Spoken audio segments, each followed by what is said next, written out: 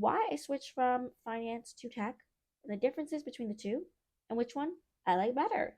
Let's get started.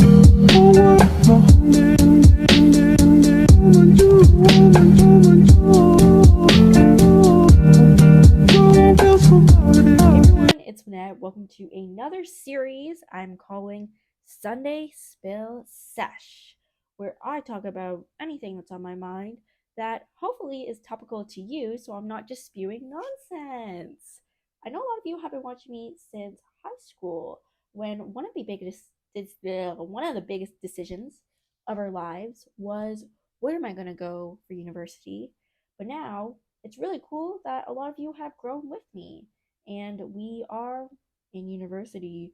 So perhaps we have different curiosities and interests, such as early recruitment, internships, new grad positions, maintaining friendships, budgeting, money, investments, and navigating your life generally as a 20 something. Even though most of us just don't know anything, me included, and you're just figuring it out, and that's totally okay. Anyway, today is episode 1 of Sunday Spill Sess, where, every Sunday I'll just be chilling, talking candidly with you. So grab a snack, get some tea. And today we're talking about why I switched from finance to tech, and the differences between the two, and which one I like better. Let's get started. So, first of all, a little bit of background. I've done 4 internships so far throughout my undergrad. I've done a tech sales internship at an ed tech startup. Then I did foreign exchange trading at a big five investment bank here in Toronto. Then I did institutional equity sales at another big five bank here in Toronto. And that summer, I also had the offer to go to Goldman Sachs New York to do sales and trading, but I chose this Canadian bank because they were offering a 10K lump sum scholarship. And then I just finished an internship at a FANG company, big tech, doing sales, really called demand generation. But, you know, potato, potato. Anyway, why did I switch? There are 3 main reasons: culture, hours, work. And I'll get more into it, but in a nutshell, culture, I like the culture in tech better. People are nicer, there's more diversity. Hours, slay 9 to 5. I will slay 9 to 5. Would I slay a 6 a.m. to 6 p.m.? Maybe not. Would I slay an investment banking, be on my phone all the time just in case my MD messages me? Probably not. And work. At the end of the day, I didn't love my finance courses, and that's just on me. Like I just didn't. I like investing. I like news generally, and I like personal investing and all that. But do I like it for it to be my job? Not really. What I find the most fun is media and entertainment and talking to people and tech. And I think that's just like a very personal thing. Like some people just love the work that the culture and hours don't really matter. But for me, I just didn't. So let's get into the differences between the two, and you'll get more color on the 3 I just mentioned. Here are the differences that I found working in front office capital markets in Toronto versus big tech in Toronto. And once again, these are my personal experiences. So if you work in capital markets, if you work in tech, or you know someone who does, and their experience was different, don't come for me, please, because this is just me. Okay, that's all I'm sharing here. So first of all, my hours for sales and trading here in Toronto. My first internship, I was working 7 a.m. to 5 p.m., which is not bad. That's like the best it's gonna get. That was a slay. It was a doable slay. Whereas my second internship, I was working 6 a.m. to 5 p.m. and it was in person, so we had a lot more socials. So sometimes I would get home at 7. So like 6 a.m. to 5 p.m. on a good day, 6 a.m. to 7 p.m. on a busy day where there was a social after work. And then you realize you come home that you only have like anywhere between like 2 and 4 hours to yourself before you have to go to bed, so you don't like wake up a zombie the next morning. And that just wasn't it for me, because I was debating, like, should I go out to dinner with a friend? Should I work out? Should I read a book and watch Netflix? Like, you really got to pick your poison, or it's not poison, like pick your pill, pick your rejuvenation. And you can really only pick one of the 3 for the night. And I found that very frustrating because I just like to do a lot of things. And once again, that's just my personality. But if it's not yours, then it's probably okay. Anyway, in big tech, and big tech is competitive. Like tech is competitive. It's just as competitive as finance. I would argue even more, because not only is there competition between your peers, but you're also racing to innovate, to build, learn, and sell new products. And so I was working 9 to 5 there, and we got a lunch break. We love lunch breaks. We love lunch breaks. But no, honestly, like in capital markets, it was very common.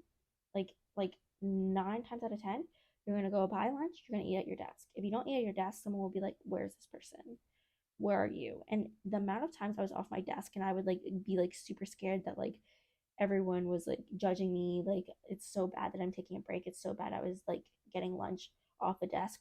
Oh my gosh, like that is so bad, like all the time. In fact, like I still like when I started my big tech internship and they told us to take a 1 hour lunch break, I would have thoughts in my head like, I've been gone for 1 minute, I've been gone for 1 minute, go back to desk, go back to desk. Like I had flashbacks. Whereas then I eventually got used to it, and it's like expected from you. Like leadership told us you must take a lunch break. It is legally needed. And if you don't, that's like a liability issue on their end. So like people go out to lunch. Like you will go out, even if you're grabbing it from a food court, you should be eating it at the food court or you should be eating it at the caf. Like if you eat it at your desk, like it's kind of just like, what are you doing? Like it's very rare to see someone eat at their desk unless like, they have a lot of customer calls and they actually like just are super, super busy. But like no one gets mad at you for eating off your desk, taking your lunch hour, just working 9 to 5. In fact, like that's fully expected. And in like in terms of that lunch break, like legally, it's legally required. Difference number two: culture, culture, culture. So as I mentioned, I was part of the diversity cohort for one of my capital markets internships. And the first day I stepped on the floor, I realized, wow, there's like no diversity in this place. So whereas when I stepped onto my first day of my big tech internship, I was like, "Whoa, the diversity is insane," and I really like that. I am female. I am an Asian person, and so I love diversity.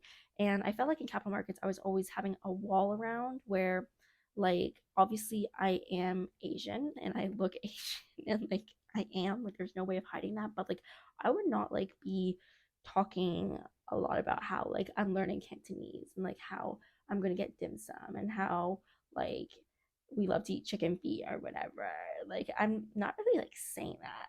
Whereas in big tech, like even with people that aren't Asian, just like other people on the floor, I could just talk about those things like no judgment. Like no one's gonna be like what, or no one's gonna be like there were no walls. Like I put up a lot of walls in my first few days because I was like I didn't know like what like what type of myself I could show up to work.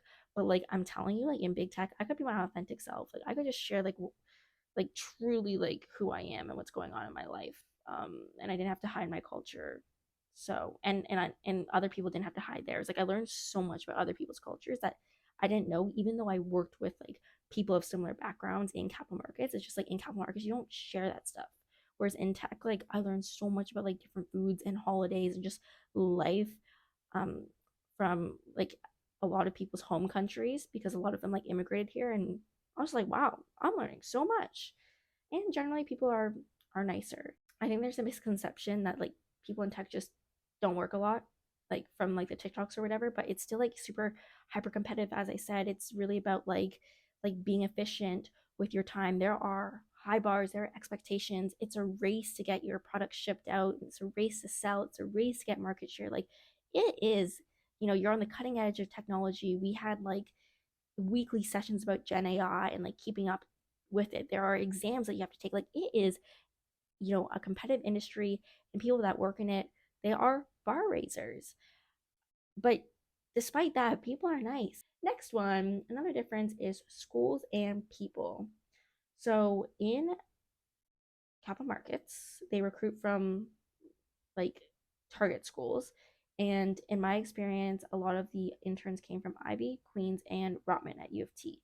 And my first internship, I was the only McMaster business student. There were 16 of us. There was one other McMaster student, but they were in engineering, so a little bit different. I was the only McMaster business student, whereas there were like tons of other like Queens business students, Ivy business students, Rotman business students. Whereas in big tech, like I realized a lot of people come from different schools. Like they are less discriminatory or like particular about the schools that they hire from. Like, for example, the intern class that I was with at that big tech company, we came from Ontario Tech University, TMU, Guelph, and Mac. You know, like these aren't like target schools or whatever, but like I feel like they hire more based on your potential, your personality, your interest, um, versus like what school you go to, which I really love because for a variety of reasons, like people will pick different schools and it doesn't mean they're not smart. Next thing is work. So I did kind of mention this that like I just really wasn't into the work that much in finance. And if you really are into the work, then it doesn't really matter about the hours, doesn't really matter about like the culture, like you may be able to sustain it and even enjoy it. But for me, I didn't really love the work. I like love media and talking to people. I had a radio show, fitness. I do YouTube. I'm starting TikTok.